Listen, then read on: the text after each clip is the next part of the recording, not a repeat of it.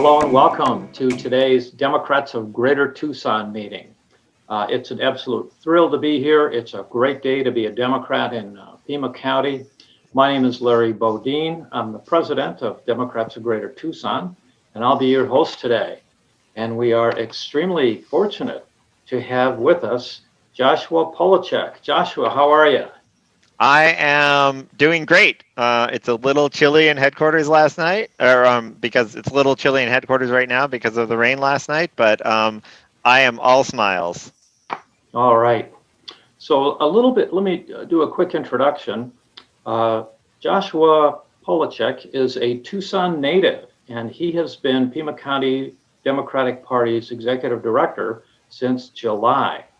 He's a former U.S. State Department public diplomacy officer. And of course, his focus has been on electing Democrats in November, as well as fundraising, which has gone extremely well, party building and strengthening Pima County Democratic Party's ties with traditionally underrepresented communities. And Josh, let me turn over the floor to you. Tell us what just happened. We won. We won. Very short meeting today. We crushed it. No, but seriously, Greater Tucson provided the margin of victory that delivered this state to Joe Biden and Kamala Harris, to Mark Kelly, to Proposition 208, to Anna Tovar. We won up and down the ballots. We had historic levels of turnout, well, in Pima County, but across the state. Locally, I just have to say it's been an honor to work with the team here at headquarters, to work with the team with PCDP, to work with the legislative district committees that were on the ground and in the trenches that made this victory possible. We had turnout rates over 80% in several legislative districts that FYI were not facing a very competitive down ballot races. We had some precincts with turnout rates over 95%. We had precincts where we had turnout rates that went from sub 50 and even sub 40% 4 years ago to over 60% this election. It was just, it was a historic victory. I know it's been nail biting. I know there's been a lot of stress and angst because of where our voters choose to live and how the U.S. political system distributes power. But we are looking at a presidential race analogous to 1980, where this is the first time we've seen this margin of victory over an incumbent president since this was for sure bigger than 1980 and potentially bigger than 1932. This has just been an amazing and historic win. Not to mention, of course, that this will be the most diverse set of officials we've had in the county in Pima County history. Obviously, the historic win of Vice President-elect Kamala Harris, one of the most, or I believe the most diverse Democratic caucus in U.S. history. It's just been wins up and down the ballot. I know there were a lot of challenges. We had to overcome some of the districting issues that concentrated our voters in certain places. But overall, the legislative district committees have been amazing. It's been amazing to work with everyone. I feel like, and of course, Kat, who was elected to the Pima County board, or Pima Community College board, laid an amazing foundation for me. And I feel like I've just sort of helped to land the airplane, but that it was already on a glide path. I know there were some specific questions about fundraising. We've both on the far right end of the tail and in the middle of the tail, we've, through a team effort, massively expanded our fundraising. We smash through the budgeted, the expected budgeted income for this election, both with large donors, with medium donors, and with small donors.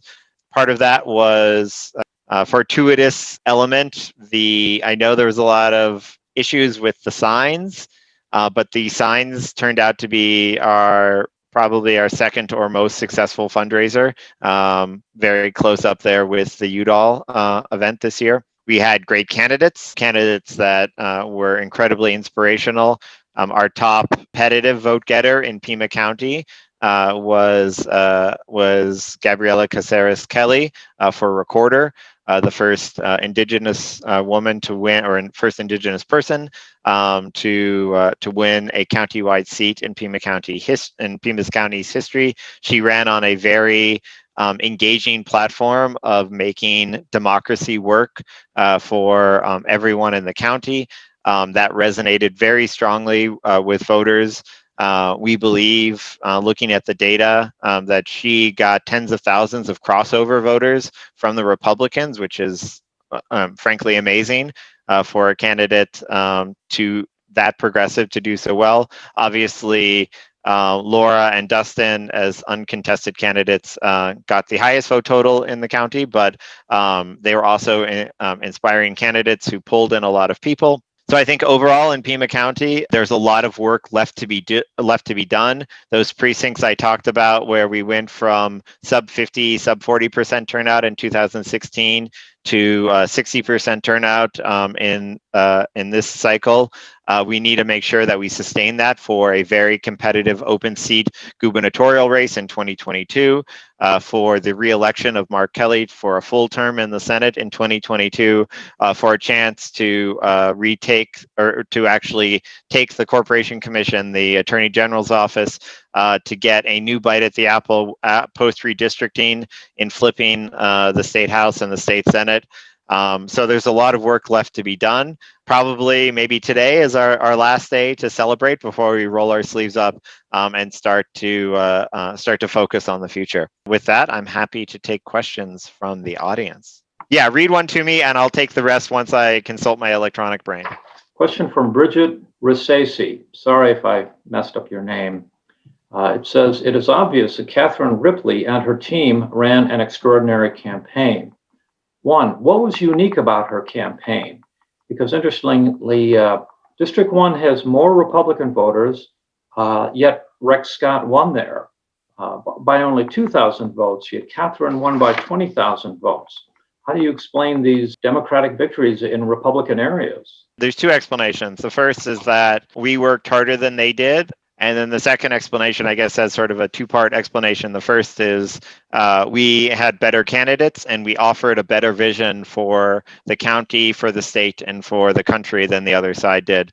I think this is going to be borne out in exit polling, where people, the top issues were issues that are core Democratic issues: healthcare, education, and, you know, in the middle of a global pandemic, to have a candidate who, you know, questions basic public health measures, like Rex's opponent did, to have a candidate who signed on to the privatization, our flagship community college. You know, I would say it's a global standard community college system here in Pima County, and to have him sign on and have a record that he couldn't run away from of privatizing that.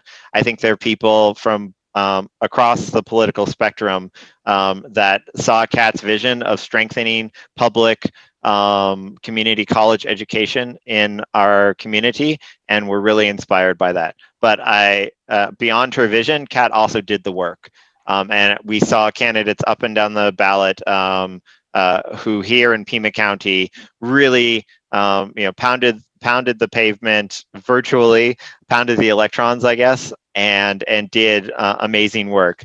I know it's very likely, I believe she's already conceded, that Joanna Mendoza and Felipe Perez have lost LD11, but if you look at their results in Pima County, they've done better than any other Democrat has done over the last 10 years that district has existed. with incredibly promising margins. So I think we are seeing a potential realignment politically across the county, across the state, and across America, with divides both ideologically and divides based on, it's hard for me to not laugh about this, but whether or not, because we saw this around climate change, and climate change is a slow moving disaster that people can maintain a plausible deniability about, but a global plague is not. And so I think there are people who've decided that, they might disagree with us on marginal tax rates, but they do agree with us on the use of science as a basis for making public policy decisions. Bridget said she was just curious about why is it that Katherine won by 20,000 votes for, well, yeah. So I think Rex wins by 2,000. How does something like that happen? I think there's a couple things. First, it was a nonpartisan race. There was no DEM or REP next to Kat or Orr's names. And so I think for a lot of people that freed up people who had a tribal identity affiliation with the Republican Party. That allowed that, I think, on a subconscious level, freed them up to vote in line with their actual thoughts about how PCC should be run. I think Orr successfully embarrassed himself a lot more, and Kat was able to get that out there. It was a race that I think hinged on questions of both competence and whether or not you want to privatize PCC. And I think a lot of people want public education through the community college and the university level. That's an issue that has bipartisan support, and it's a radical idea from the Republican fringe that Orr signed on to.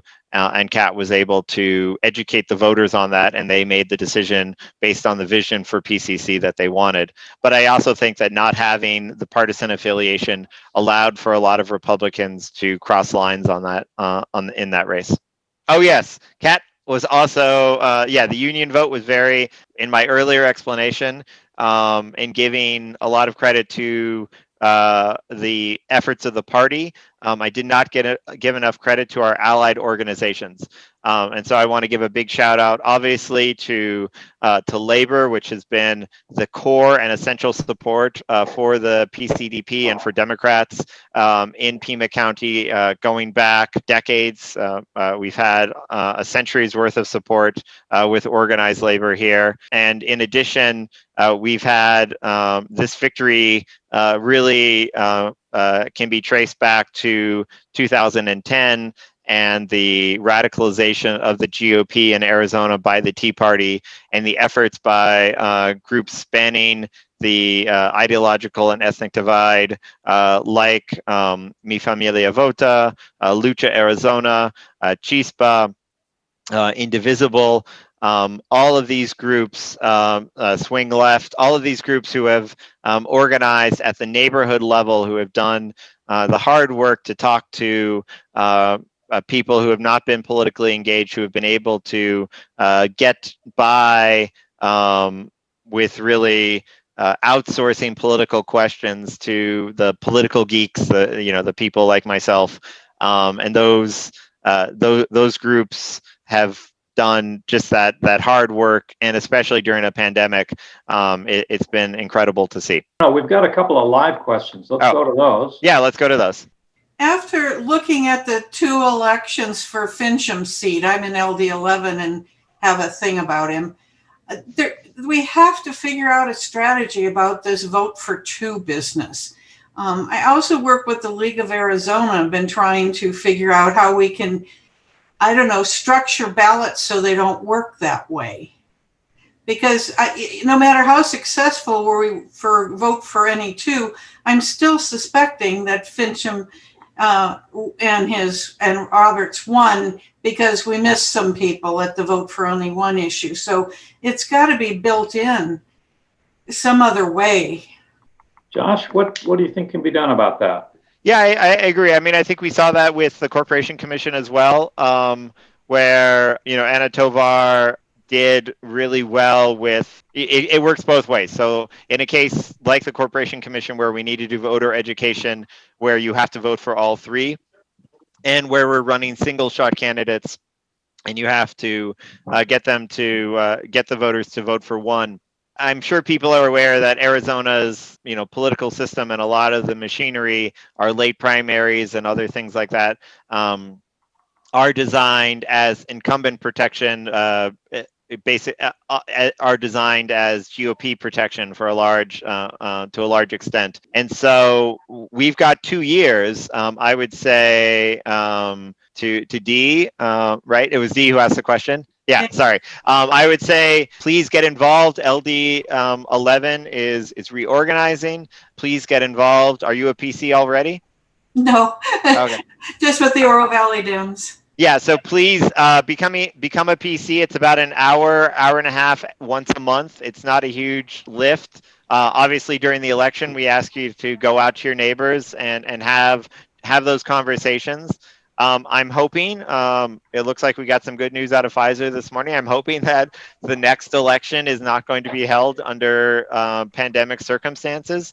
We really we need to be having more conversations at a neighborhood level, face-to-face conversations, first-degree conversations, not just canvassing and talking to people that we don't have those connections with, but talking to people that we know on a personal level. That has the highest level of persuasion.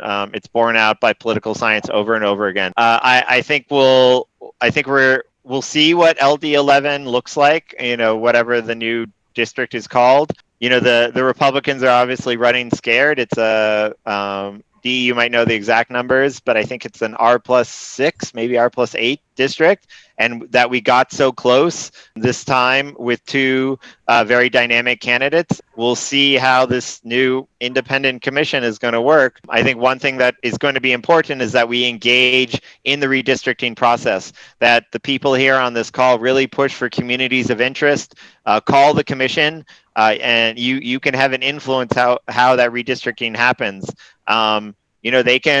They can draw a new LD11 that pushes a lot of the Democrats in the inner, like southern Marana, where we flip some of the precincts, push those into LD3, and then LD11 gets out of reach again. So it's a multiple thing. It's having those conversations on a very personal level. Hopefully, we'll be able to return to our traditional organizing tactics in 2022.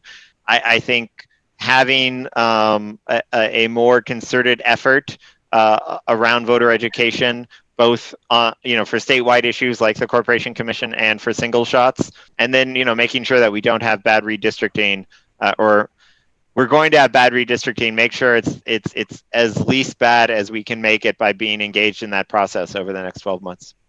Does that answer your question, Dee? Yes, and one thing the league is working on and will be having a presentation on in January is ranked choice voting. And I think that would have really helped us when you look at the numbers with the corporate commission. Yeah, I agree. It wouldn't have solved our problem with Fincham and Roberts. Yeah, I agree. All right, we've got a question from Steve Linder. He's our treasurer. Hi, yeah. Pima County can be very proud of the legislators that we're sending this time around. We always have great people, but statewide, there were great expectations that Democrats were going to gain control of at least one of the houses. And not only that, but we seem to have lost a seat in the Yuma area to Republican. It was kind of a dismal failure in this task. And we captured, a U.S. senator and possibly presidential election for the Democrats. Why was this such a failure, and why did this fail so badly? First, I wouldn't accept the fact that we failed so badly. At the vote totals, I believe, it's still coming in, but I believe we got more votes. It's just where our voters live and the way that the districts are drawn. Unfortunately, even with an independent redistricting commission 10 years ago, just the settlement patterns of our voters.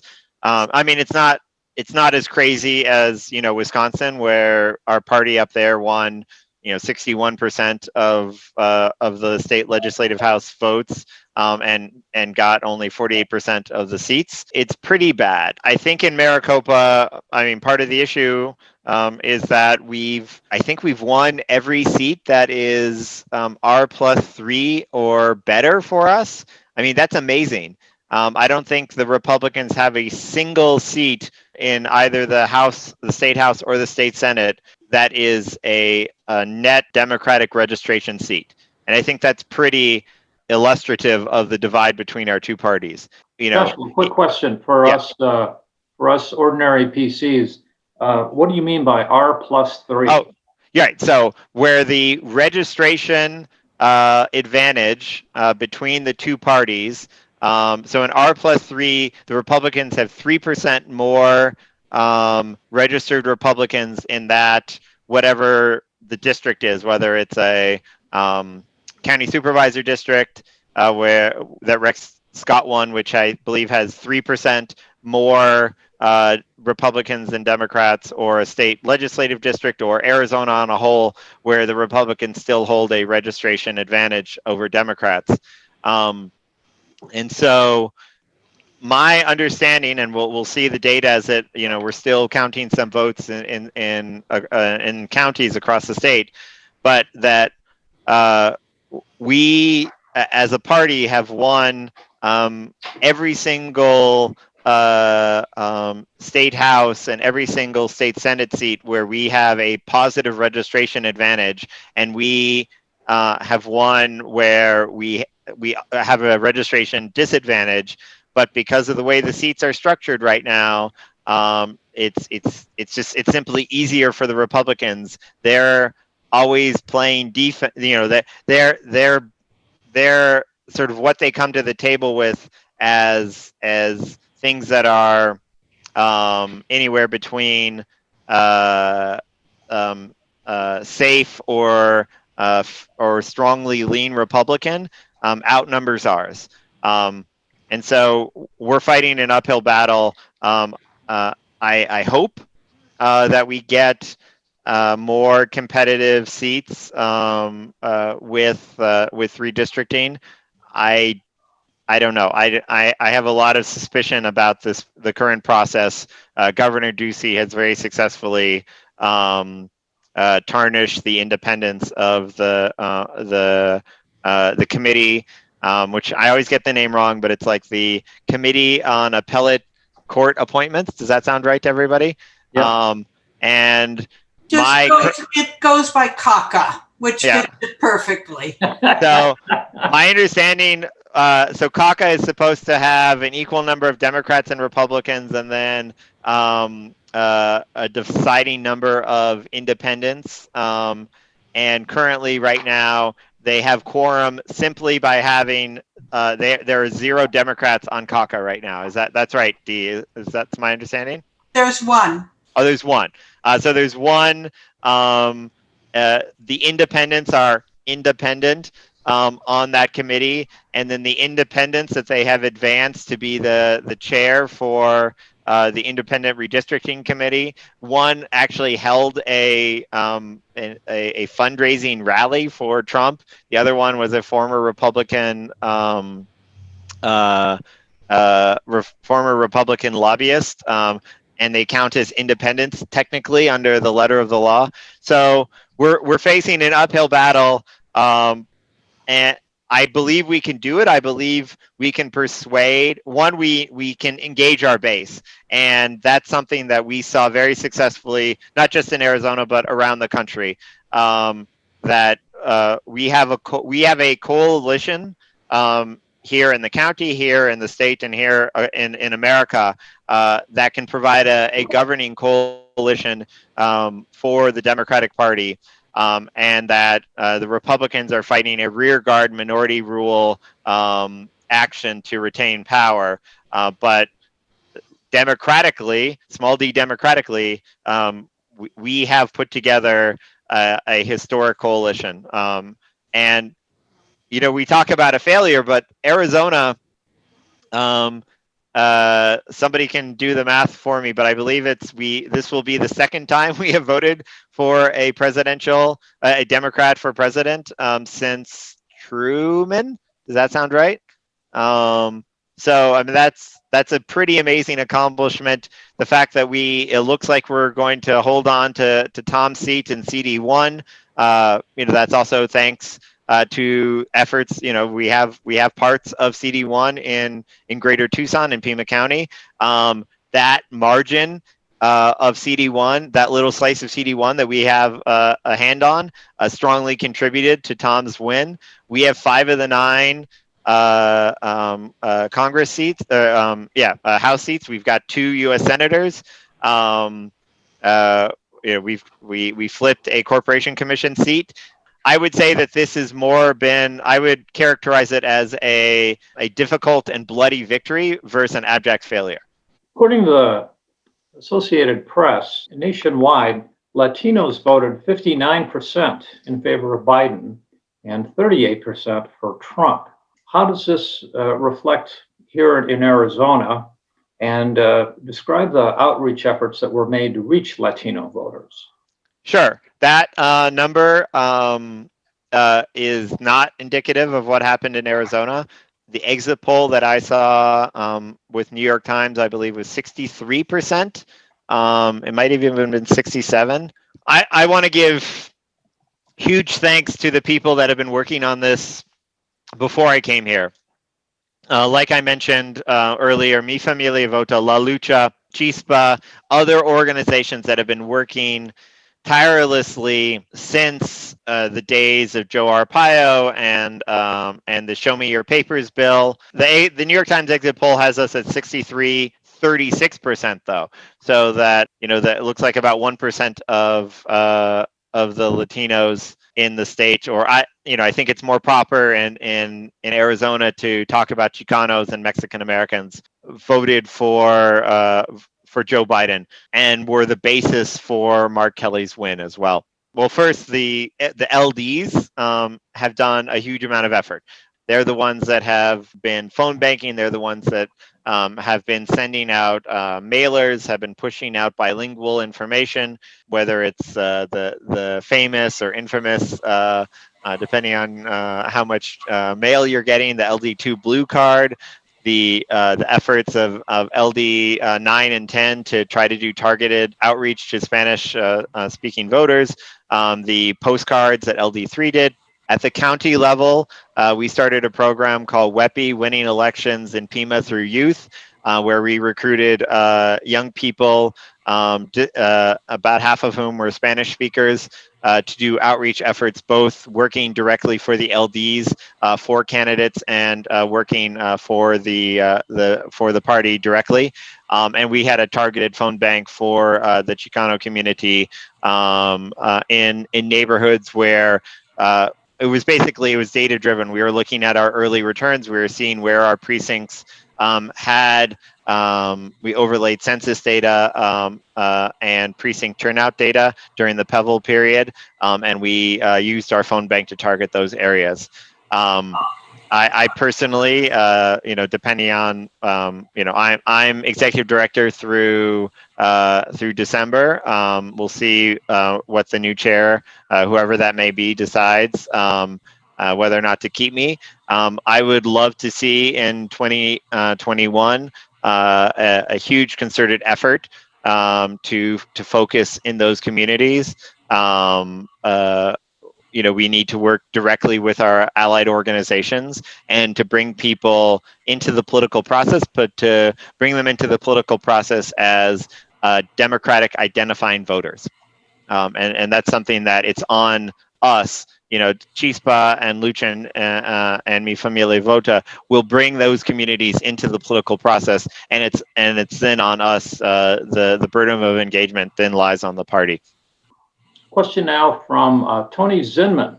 For weeks, we're reading these articles in the New York Times and all these national publications. Is Arizona turning blue? And I guess the answer is yes and no, because on one hand, we voted for Biden and we have 2 senators. On the other hand, we have all 3 of our branches still red. So I'm just kind of a little volunteer, not on the inside. Do we have people up for governor that look promising? being on the inside, I would say there's, we have 2 statewide officials who approval ratings. I want to be polite about this, or maybe not. Maybe in this group I can be impolite, but approval ratings that far outstrip the governors and far outstrip the attorney general. The attorney general, I think, believes that he's next in line as a Republican nominee, but maybe Martha McSally wants to run for governor and lose in a trifecta. But the attorney general is incredibly unpopular. His approval ratings are underwater. Hobbs and Hoffman are not. People like them because they put their heads down and do their jobs. I think 2022. I think we're going to have a vigorous debate about the sort of candidate that we believe can win statewide in Arizona. I believe candidates like Secretary of State Hobbs and State Superintendent Hoffman, the 2 senators, commissioners Tovar and Kennedy, really can provide us a blueprint of because this is still a state where the Republicans have a registration edge, but West Virginia is also a state where the Democrats have a registration edge, and we haven't been competitive there in a generation. I believe that we are moving towards. Yes, I hope January runs for Attorney General. I was incredibly supportive of her last cycle, and I think that we can do it. Especially if Mark's ambitions get the better of him and we have an open seat for Attorney General. So I think that Arizona, my personal theory of the case, or my theory of change is, and this is something as an Arizona native who, for professional reasons, being with the State Department, had to be in and around Northern Virginia and the DC area far too long, far too much over the last 20 years.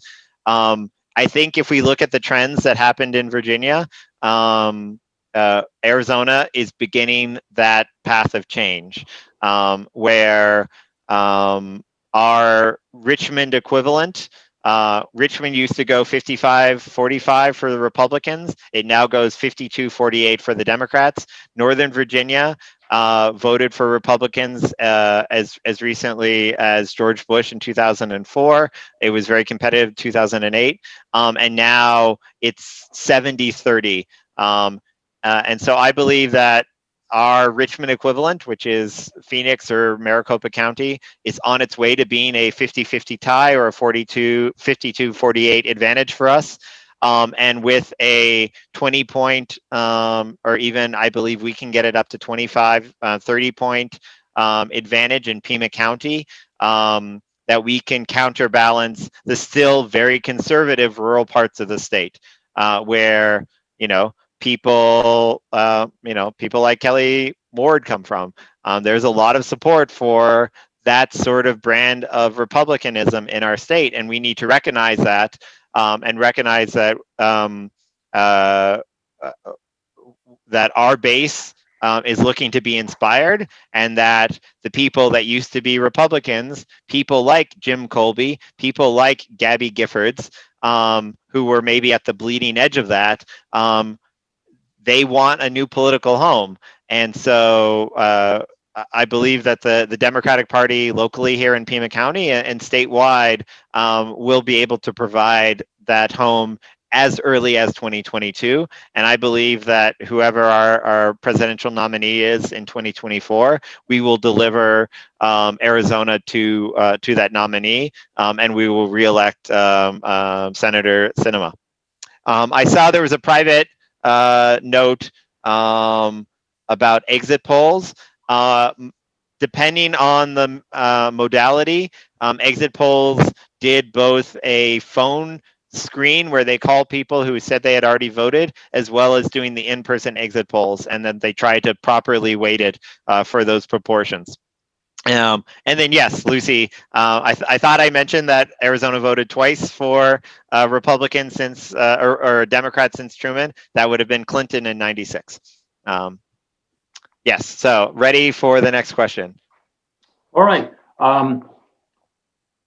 The Oh, Democrats. sorry. I'm just going to quickly jump in. Susie Anderson asked me about how Chicanos, Central Americans, Mexican Americans, Cubans, like see themselves politically. As someone who is not part of those groups, I'm going to beg off from answering that question. I don't think I'm the right person. As much I lived in the Dominican Republic for 2 years, but I don't believe that I have the expertise to explain the nuance between the Cubanos, the Venezuelanos, the Puerto Ricanos, the Mexican Americans, the Chicanos, and the various other groups that make up a very diverse ethnic group here and voting bloc here in America. But suffice to say that the narrative that I think the Republicans are trying to push and was being pushed because of same-day exit polls out of South Florida of like Trump doing better among the Hispanic voting bloc is a facile narrative that we did not see here in Arizona, and I think I think the communities here in Arizona, and the data has borne it out, were attracted and inspired by the vision of America and a vision of Arizona that the Democratic Party provided and voted for us because of that. So, okay, next question. Yeah, I was going to just ask you, what can we expect to see here in Pima County that'll be different?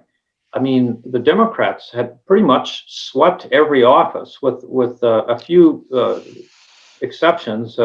Steve Diamond wasn't successful for Board of Supervisors. However, there's a 4-to-1 majority of Democrats on the Board of Supervisors. The other one is my friend Brian Bickel, lost by 0.6%. Talk about close.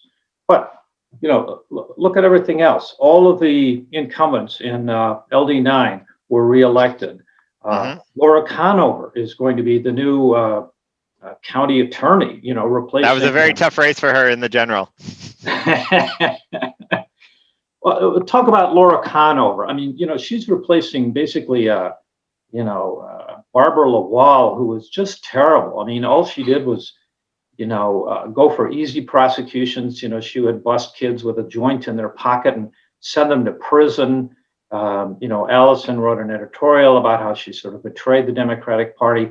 What can we expect to see from Laura Conover and the other Democrats that have pretty much taken over Pima County government? So first things first, there are still over 10,000 provisional ballots here in Pima County. And I want to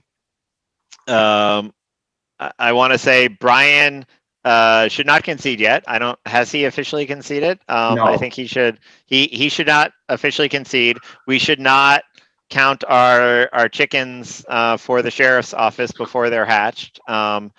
There's still a chance that race could be competitive.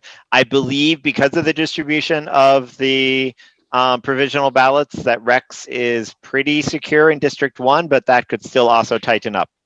So the race is not over yet. And so in my mind, there's still at least 3 outstanding races where the provisional ballots could prove decisive. What are the other 2? We've got Brian Bickel and who are the other 2? Nanos and Scott. Okay. Yeah. Provisional ballots have traditionally been Democratic leaning, but this is a weird year. Multiple reasons. This is a pandemic year. This is a Trump year, and so I think we have a lot where it's not clear yet where those races are going to end up at the end, or where they are going to be at the end. And so I would say I still have hope for Brian, and I also want us to be prepared for things to change in District 1 and in the sheriff's race. Going back to my Virginia analogy and where we go from here, Obviously, where we go from here as a party depends on who the next chair is. You know, I hope my legacy, you know, in the short time that I was ED, in the work that we did to win this election, the work we did to turn out precincts that had that just hadn't turned out in previous elections, the work with the WEPI program, the work to bring in donors from across the spectrum, from the single-digit donors, you know, the people who came in to PCDP and were, you know, just really excited and gave us $5 in cash, to the people who bought like 10 signs and cut us a $200 check, to the people who gave us 4 and 5 figure checks. I think we've built a strong coalition. It was a group effort of people who see a future of Pima County as being the equivalent of Northern Virginia in the Virginia analogy. We must strengthen our turnout in the west and the southwest part of Tucson. And that requires the Democratic Party to go into those communities and to shut up and listen. We need to hear what the community concerns are and how our party can address those concerns. And so that's something that I hope whoever the ED and whoever the new executive, including the chair, are, that they make those efforts into those communities where you know, we can't we as a party, we can't just assume that because the language that somebody's grandma spoke, or the color of their skin, that they are Democrats now and forever. We need to do the work, and I'm going to continue to do the work, whatever my role is, as a supporter of the Democratic Party. Yeah, Barbara Wallall, I should also note, if I'm remembering correctly, and again, my political awakening was stuffing ballots and licking envelopes for George Cunningham in his 2016 state Senate run. She was a Republican, wasn't she? First elected as a Republican. So I guess we can't be surprised at what she did, even if she took more progressive positions over the last quarter century, where she came from politically. Uh-oh, I see my boss's hand raised. All right. Oh, Allison, yeah. Please unmute yourself and let's hear from you. Allison Jones, Chair of the Pima County Democratic Party. Hey, everyone, and thank you, Joshua, for doing this today. When Larry asked that question about what next, one important thing that we always need to make sure we do is contest every race. We did have that issue in District 4 where Steve Diamond ran. There had not been a Democrat run in that race for, I believe it was 24 years. We had just handed it over to the Republicans every time. And Steve came to me a year ago and said, I want to run for Board of Supervisors. And he was actually thinking of running against an incumbent, a Democratic incumbent. And I said, let's look at this. I said, I really think Steve Christie might be a better opponent for you. And I did convince him to move and run down that direction. And I'm glad he did, because there were more people in the race he had initially planned on running in. And it just would have not worked for him at all. But this way he made it to the general election. He gave it a good shot. The folks of Green Valley were really motivated to help him. I think Steve Diamond has a future. So we just can't be giving away these races. And that goes all the way down to school board. We're not going to win if we don't have people running.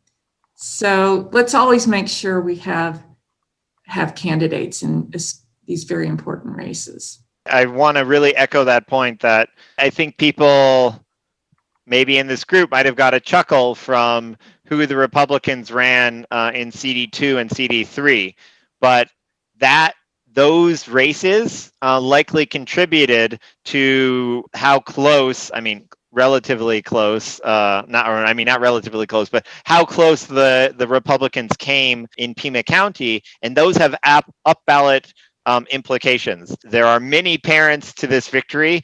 If and when the Biden-Harris victory is confirmed in the state, but it's very possible that Steve running in District 4 motivated an extra 5,000 to 10,000 Democrats in that district to come to the polls, and that could very well be our margin of victory. I agree with that. And yeah. I'm always going to say that people voting up ballot is the way to go. Find the candidates who are local to you, who have the most influence on your day-to-day life, and then vote up ballot. I think that's the way we'd like to teach people to vote. Yeah.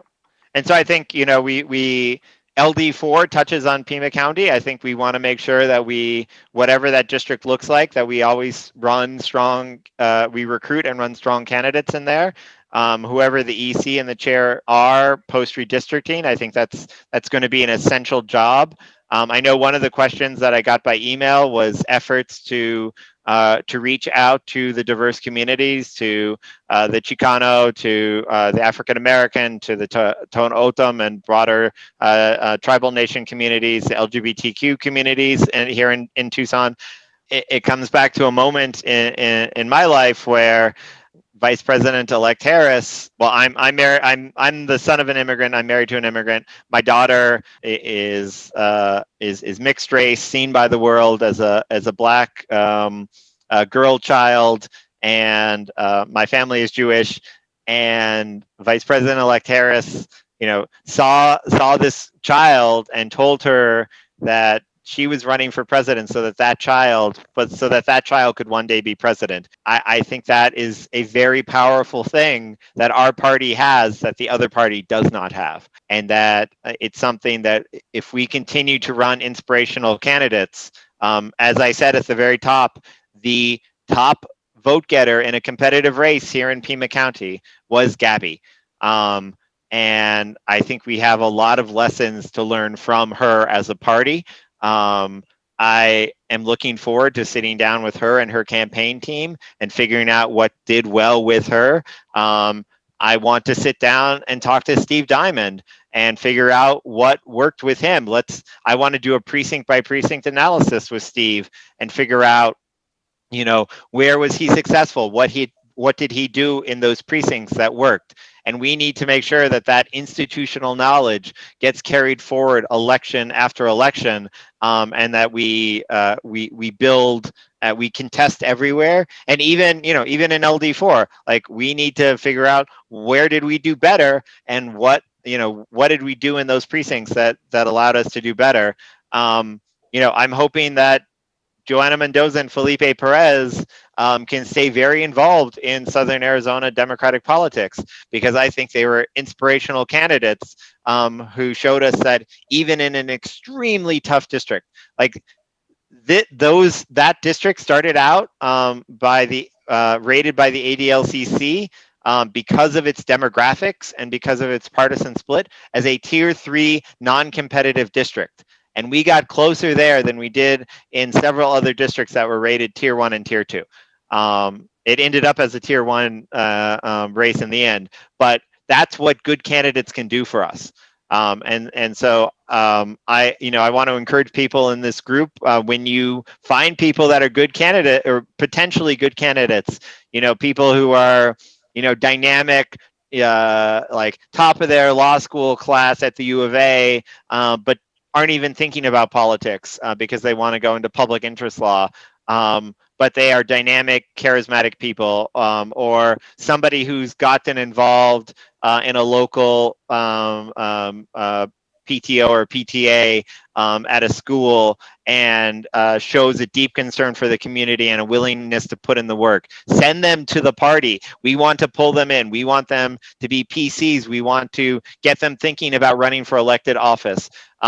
That is how we as Democrats can change this country, by getting into our communities and finding the leaders and bringing them into our party, not not isolating them outside the party, not making them run an insurgent campaign, but bringing them in, cultivating them within the party, mentoring them within the party, and making sure that they're the new future and the new face of our party going into 2022, going into the middle of the 21st century.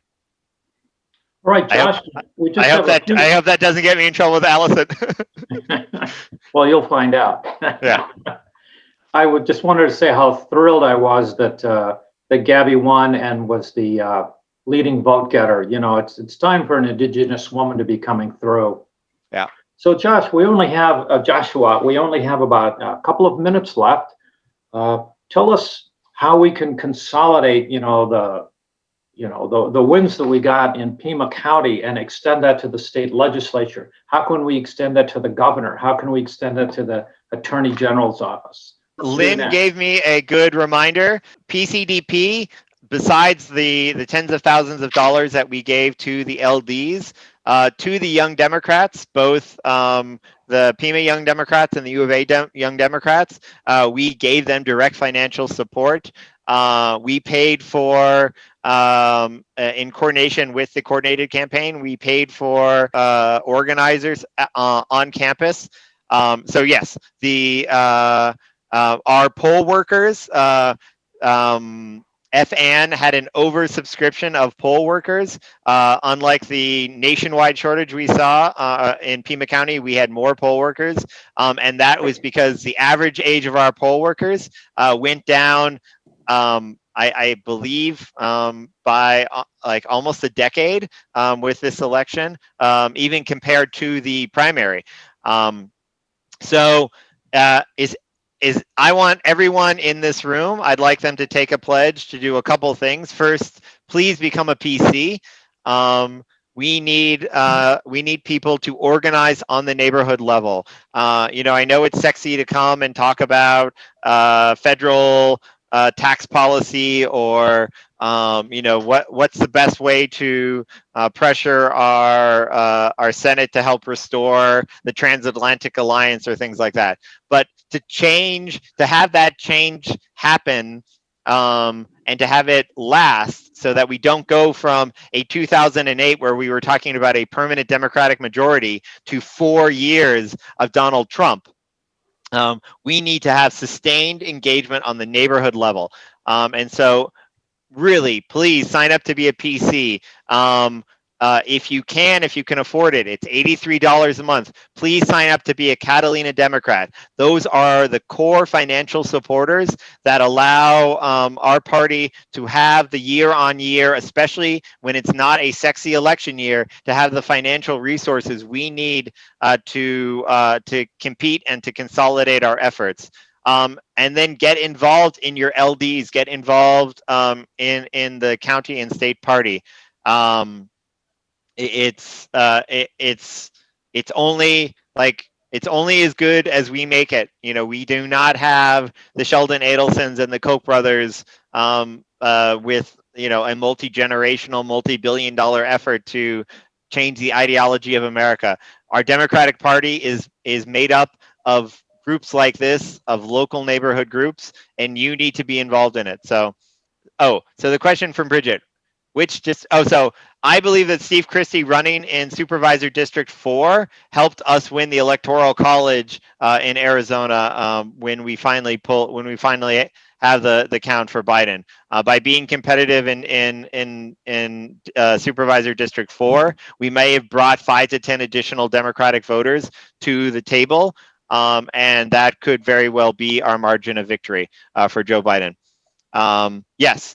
Our PCs are the people that make the Democratic Party a party of the people and for the people. So please sign up for that. And if you can, it's $83 a month. Please sign up as a Catalina Democrat and just stay involved. I know Trump provided a huge motivation. He was a negative motivator, but I hope that our party can positively pull people into the party to provide an alternative to to the very destructive vision that the other side is presenting. Mark Kelly will be seated, my understanding, as soon as votes are certified. So in the next week or two, there may be a little delays because of the provisional ballots, but we believe he'll be seated this month. Well, Josh, thank you very much for your time today. It was just wonderful to hear from you.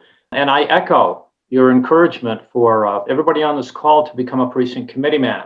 I was a precinct committee man in Illinois back in 2006, and I continue to be one today. Precinct committee person. Sorry about that. You know, it's been one of the most effective things that I've found that I could do to elect Democrats. Furthermore, it's also one of the most enjoyable. You know, the precinct committee person is the connection to the Democratic Party for your neighborhood. With that, we need to bring the program to a close, but I want to thank you very much, everybody, for coming. And Larry, you got to give me 15 more seconds to do one more hard pitch. Okay, go for it. I would love, and Allison's probably going to fire me for this, I would love everyone on this call, as soon as they get off this call, to go to John Ossoff and Reverend Warwick's page and to donate $20.20 to each of them. Or no, $20.21, because the election will be in 2021. If we do not control the U.S. Senate come January 20th, it is going to utterly handicap the ability of the Biden-Harris administration to reverse the generational damage that Donald Trump has done over the last 4 years. So please, everyone on this call, if you can, donate $20.21 to our great candidates in Georgia. I believe we can win. I'm personally going to be waking up early before I come into work at PCDP and to be making phone banking calls. We need to win those seats, and donate if you can. Thank you. Thank you, everyone who's already donated. If you've already donated, then go and get your sister, go get your brother to make donations as well. I would give to the individual candidates right now because they need to deliver a really encouraging campaign finance report to get the higher dollar donors to believe that the fight is possible in January, and then to give to Fair Fight in December. But right now, we need to give to, I'll send the link to, Larry can send the link to everyone. But we need to give right now to the individual candidates so that their November fundraising report is very impressive. All right. I'll be sure to send that on. Thank you, Larry. We're out of time. Thanks so much. It's wonderful to see everybody, and I wish you a happy blue day. Go team, go blue, we won! All right. Bye-bye, everybody. Thanks a lot, Joshua.